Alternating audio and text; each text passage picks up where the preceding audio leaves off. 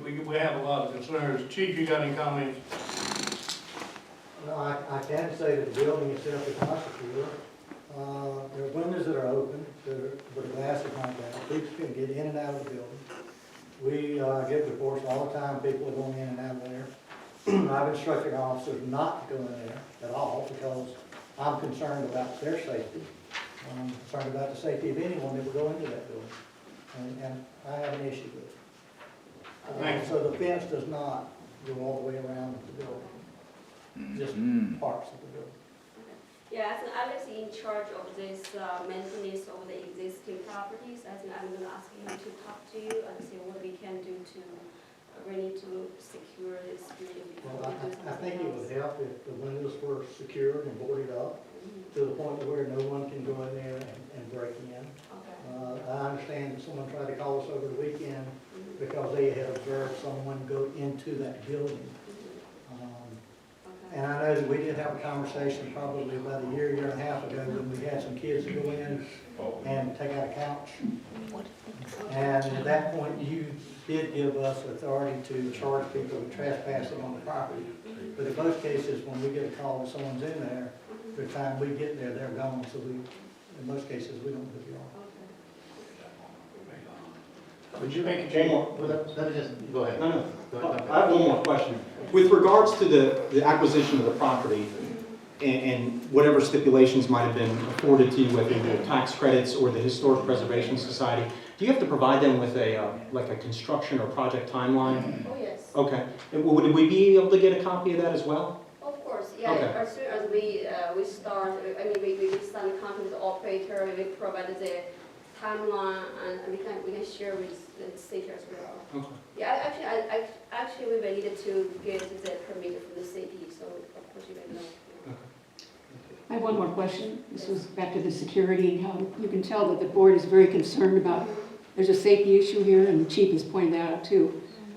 What kind of liability insurance do you have? I needed to check our legal department because our legal department is in charge of this. So I don't know in charge of everything. And it would seem, just based on public records, that one of your LLCs is actually insurance or financial services as well, so maybe you underwrite the policy for the No, we building? don't. No? No, we are not underwriter. Okay, all right, thank you. Would you please let either the police chief or our town manager know when you have done what you need to do to secure the building? Oh, I mean, definitely. because you first said it's secure, but now you found out from the police chief that's not that secure. Yeah, maybe because actually last time we went to the buildings are like December last year, or the 1 month ago, and the chief is pretty safe. Maybe the definition, we have some definition difference. We are happy to fix whatever needed to be done. I just want to say again that I think all of us, the town of Gibsonville, the board members, all would like to see this project go, but we want to see it done as soon as possible. But not another year, not another 6 months. We want to see something going on. Of course, yeah, we do. Actually, we have been sitting on this for, I mean, this project right now, actually, we have our own pressure from the inside and outside as well. So we do want to move this project as fast as possible. Thank you very much. Appreciate your Thank you for time. coming, appreciate it, thank you. Mr. Mayor, also just want to recognize, I think we have Kathleen Turner. here Okay. from Preservation, North Carolina. I don't know if there's anything. I'd like to say one thing without having to walk over there. I don't know what she's talking about, and I can always hear O'Toole. Can he explain in a few brief words what this is all about, maybe 2 minutes or 3 minutes? Okay, but I'll let him do that in a minute. There's someone here that we want to recognize. Ms. Turner? Oh, you want to come up too? Oh, okay. Maybe he's going to. Good evening, everybody. Mr. Mayor, the town manager, and all the residents, the chief. I'm Dr. Sharak, and the idea behind this building that we decided to purchase and renovate was to create a senior living facility in this town, in this city, and look at the positive side of it. I heard all types of concern about safety. We are obviously more concerned about safety than everybody else involved in this project. So that was answered. Let me get about 2-3 minutes of your time to talk about the positive side of the project. This project going to create, give and take, about 100 employees. And also, it's going to create an atmosphere for the senior citizen of this town and surrounding. We are having the plan for this facility to have a total commercial kitchen and total restaurant that the senior citizen can sit down and order on the menu. Gonna have a chapel with a pastor in there. Gonna have a physician on call and nurse staff to take care of the medication and any emergency issue that may have. They're gonna have a salon for their hairdos, and we are gonna have a movie theater for them so they can watch a movie of their own, library to study, art center. The entire facility gonna be around this community, so people can work there, people can live there, people can enjoy the idea of the facility, and we are here to serve this town. That's the idea. We have experience on this type of facility more than 20 years. And we are also, as a developer and builder, we have experience 25 years. So the plan is to make this facility work on the plan A. But if we, for whatever reason, cannot get a licensed operator, there are lots of operators out there that are willing to do that, but they are not licensed. We want to follow the law. Federal law, state law. So we want to make sure that this operator, licensed operator, comes in, sign a contract, and for 10 years period, they would operate. And then by that time, we have enough experience for the people that are physically working there, and we do not need operator anymore. It will be self-sufficient for the next 100 years, because this building is going to be like brand new from ground up. And the reservation organization told us what needs to be looking like after it's finished. That's why so far we have spent $250,000, $250,000 on architect and engineer to make sure the plan is right. And once we started building, that timeline, as Lily's mentioned, is by the end of this March we should start the building. The minute that operating, if earlier, so much better. Then once they sign that, then we are going to make sure the wall is built, because the engineer and civil engineer, we have a mechanical engineer, electronic engineer, electric engineer. All of these people are working. We have paying them to design this whole project. So the idea is to go inside, not from outside, go inside and put a framework around it so the wall would not come down either way, either outside or inside, and then put a roof on it. Once that's done, then the facility is 100% safe. Then we're going to put more money inside to make all the facilities that I just explained to you. And once we do that, we would love to have mayor of town invited to cut the ribbon for us, and all the residents gonna come over, and we're gonna have dinner for everybody, basically official opening. That's what we're looking for. Now, if for, let's say 10% chance that does, 90% chance it will happen, but let's say 10% chance does not for whatever reason, the plan B is to make it a senior living facility, like a Section 8, for example, or what have you. Again, is going to serve the senior citizen of this facility. I personally have heard so many people come to me, they used to go to this school when they were children, and now they're senior citizen. Now they want to go back to the same school and live there. So that's a positive thing. Now I'm open to any question anybody else has. We're concerned about the state, let me just say, we'd love to have a project. I think it'd be great. So we're concerned about the safety Right, of the building right now. right, If one child get in there, one young man or lady, right, young lady go in the building and die in there, yeah. Short term, we won't remember all the stuff that you're talking about. this month of January, Okay, because of holiday, we put everything on a back burner basically. But this month in January, I promise you guys, we're gonna fix the fencing so nobody can get in or out unless they have a hard hat that's professional and licensed. And I have personally gone to that building several times myself. So we are gonna secure the doors with a chain so nobody can physically get in there. We're gonna secure to the board up on those windows that the winds will not necessarily shake it.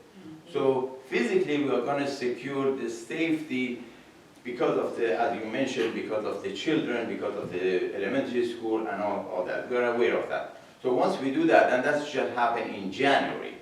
And then 2 months later, then everybody can wait because it's secure. After 2 months, then at that point, we are gonna have a bigger plan. We come back to you guys and we discuss what the next plan is.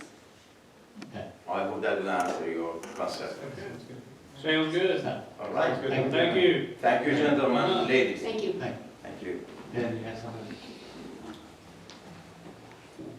I have Miss Kathleen Turner with the Preservation of North Carolina. I just want to recognize her being here, and if she wants to speak or not, if you have any questions. I think they Come on part up. the property No, I- first. I don't mind coming closer so that we Yeah, can let's feel see free each to. other, and I always like to bring handouts, but thank you for inviting me here as well. Preservation North Carolina, as some of you are aware, worked very closely with the Gibsonville Historical Society in their desire to see this important local historic structure preserved, saved from demolition. We did so. I think I know that building so very well, almost as much, if not more, than several of the students who went through there, having taken everyone through there and looking for developers to take on the project. And of course, we were very pleased to work with Lily and Alex Sherrick and have almost grilled them just like you have tonight, and working very closely in following the timeline and urging the project forward. So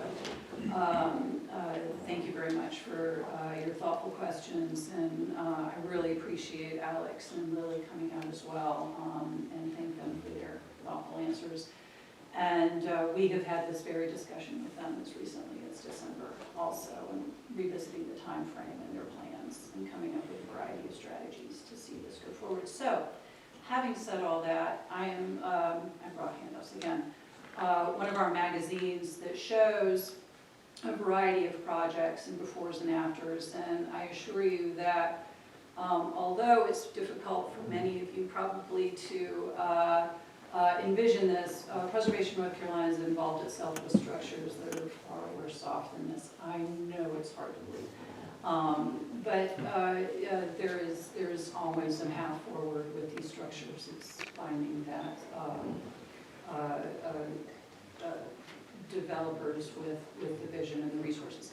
So I'll pass this out, and I also have my card here, and I'll give each and every one of you a copy of my cards, so if you have any questions or concerns, you can also access us as well. All right, thank you. You're very welcome. So you involved with what they're doing? Yes. Are you involved with what they're doing? Keep an eye on what they're doing. Am I involved Keep in? with what the builders are doing. Yes. Okay. Yes, we do, because we have very specific requirements on these projects as they move forward. And I appreciate your question also, Mr. O'Toole. I wanted to add to what Lily and Alex said. It's very typical for developers to have a separate LLC for each and every project they take on. So I know I've fielded that question before as well, and then, No, and I'm normally Yeah. used to seeing that, but when I see a transfer, yeah. you know, Yes. from one LLC to another, with Yeah. an LLC as the managing member, Yeah. you know, I mean, it's. They'll purchase with one LLC Sure. until they Well, get that. The commingling of funds, Yeah. I'm very aware of all that stuff, but, you know, those are questions I have to ask. Don't necessarily get an answer, yeah, thank you. Thank you. Here, And, I already gave you one. Oh, that's all I did, thank you. Thank Again, you for coming. I appreciate the Thank you for being- invitation, and Thank thank you. you for all your hard work on this. Thank you. Council. I also want to thank the developers again for being here tonight. Thank you for your time. All right.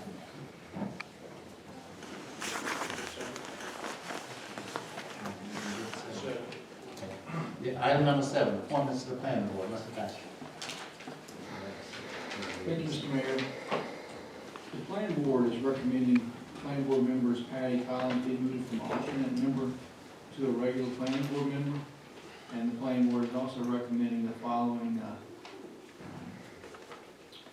be alternate planning board members: Stephen Ellis of 303 Amber Road in Gibsonville, and Lauren Forbes of 1207 West Maniella Street. We've got a copy of their applications to review. Brandon, Mr. Parker's here, he can talk a little bit about it if he needs to, and also the planning board chair, Steve Pearson, is here too, if he needs the same thing too. We're gonna make a motion, we move Patty Collins from an alternate member to a planning board member. Second. Have that motion, second, question. All in favor of the motion, say aye. Aye. Those opposed? Motion carries. Make a motion, we appoint Stephen Ellison of Amber Road in Gibsonville and Lauren Forbes of Maniella Street to the planning board. Have a motion, second, Second. second question. All in favor of the motion, say aye. Aye. Those opposed? Motion carries. Two members of the planning board.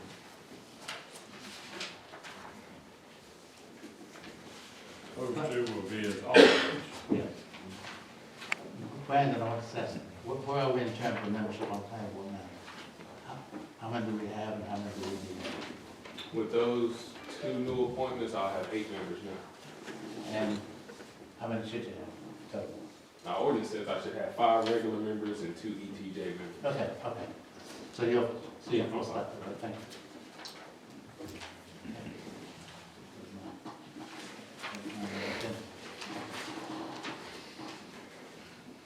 Item number 8, FY20 budget ordinance amendment number 4. Mr. Baxter. Thank you, Mr. Mayor. We have the budget ordinance amendment and also the memo for budget ordinance amendment number 4. The purpose of it is needed to account for a Governor's Crime Commission grant to install surveillance camera system, a surveillance camera system.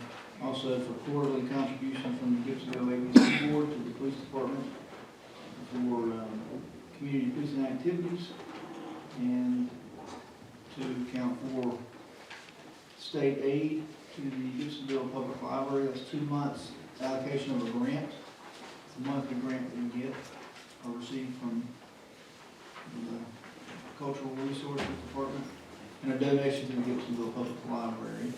And so you can go through and look at your revenues, increasing miscellaneous line item by increase of $1,120 for the contributions to the ABC Board. From the ABC Board to the Police Department, and an increase of $852 in library state aid, and an increase of $24,490 in the Governor's Crime Commission grant. So those are all the revenues, so you have to have corresponding expenditures. The expenditures are $25,550 increase in line item, the grant and also the contribution from the ABC Board, and then an increase in $912 for the library. So the amendments increase the general fund by $26,462. So if the board wishes to approve that, we can move forward with your motions for this FY 2020 budget ordinance amendment number 4. Have a motion, Vic? Just one motion. I make a motion, we approve the 2020 budget ordinance amendment 4. Second. Have a motion, second question. All in favor, let us say aye. Aye. Those opposed? Motion carries, thank you. I would like to commend the chief for applying for that grant for that system. Okay. All right. How many? Couple items. January 20th is Martin Luther King Jr. Day. That would be our, and we're the town would close that day. That would be our next, that'd be 2 weeks from tonight. So, just want to see if the board wanted to reschedule. We will need to have an agenda setting meeting for, Mr. Shepherd, does it? We have a conflict on that Tuesday night, the board does with Elon. So I will move that we have the agenda setting meeting on January the 27th, on Monday night. So. 27? It's 27th. Where's your motion? January 22nd, 27th. 27th? 3 weeks. Wait. Got a problem? No. You got a problem? Yeah, you're gonna have a board meeting the next weekend. the items that'll be discussed. There'll be several items that will be discussed that night on the 27th, and then you'll vote on, if you wish to, on that farewell meeting. Wait, well, you said something about voting. No, at the February. Okay. It'll be discussed at the. Okay, then just, okay. Yeah. All right, okay.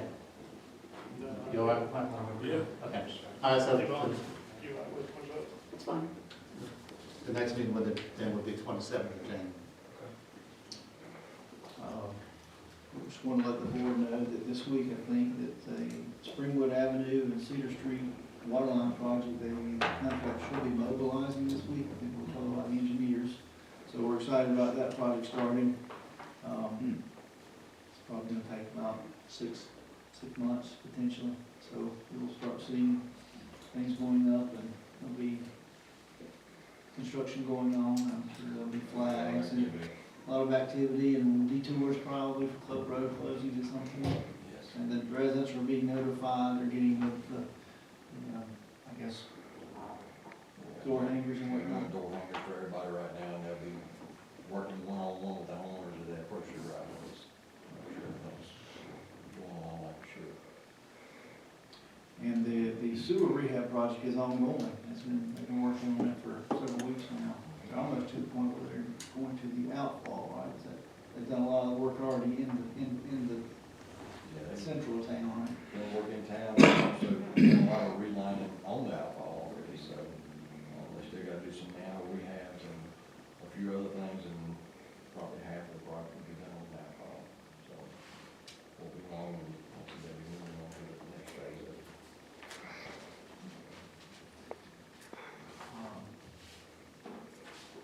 That's all I have. Okay, I have a couple of things. One, I met with this guy, Mike Solomon, who's an engineer out of Greensboro, and I'm trying to look at long range for the town of Gibsonville. When we look around, we have very little land that we can expand for business. A lot for residents, but not business. So there's a development coming up, being proposed, and I'm asking tonight, and it's still on target, right? The wagon farm development. They're still interested in that property. They're still in, and that would put us out close to the county farm. And I'm gonna talk to some people in Raleigh and in Greensboro about let us consider the county farm as a place that we can look for to expand for some business. And Mike Solomon told me that the sewer that we have out there now would accommodate one building with, you're talking about computers. Data center. So it's just preliminary, but I'm gonna be talking to the county manager, I'm gonna be talking to the engineer that came and talked to us the other day, and I'm gonna be talking to, I already contacted Mayor Ross just to see what his position is on it. He's what I call Mayor Ross, but he's a state representative. See if the state would be interested in helping us to get water and sewer out there, if that project could come back. It's like 800 acres out there, and we could get data centers out there without having to spend a whole lot of money from ourselves. We don't have a whole lot to spend, and we need grants to do it. So that's all I have. Any board members have anything to say? Yes, sir. At the last meeting last month, I told you I would give you periodic updates about things that I'm doing out there. The month of November, after I was elected, I acted in an unofficial capacity before being sworn in. So I was out there attending meetings, doing my research, attended the special function we had in Gibsonville. And then I went to a special program at the community center on November the 21st called a reentry program. And this is something that operates over in Guilford County.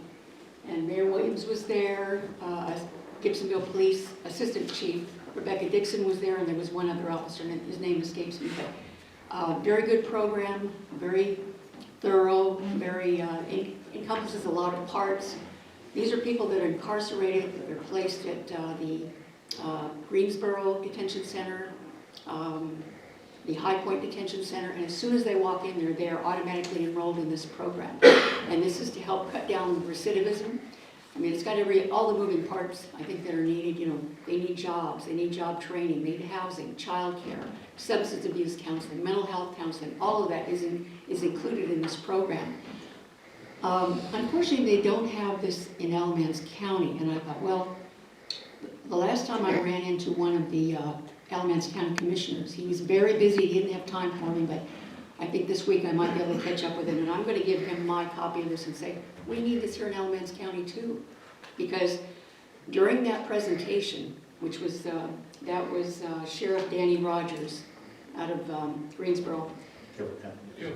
I'm sorry? Guilford County. Guilford County, excuse me.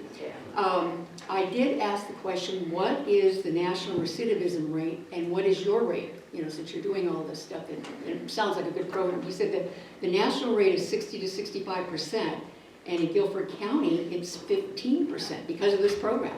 And I thought, well, maybe we need that in Alamance County too.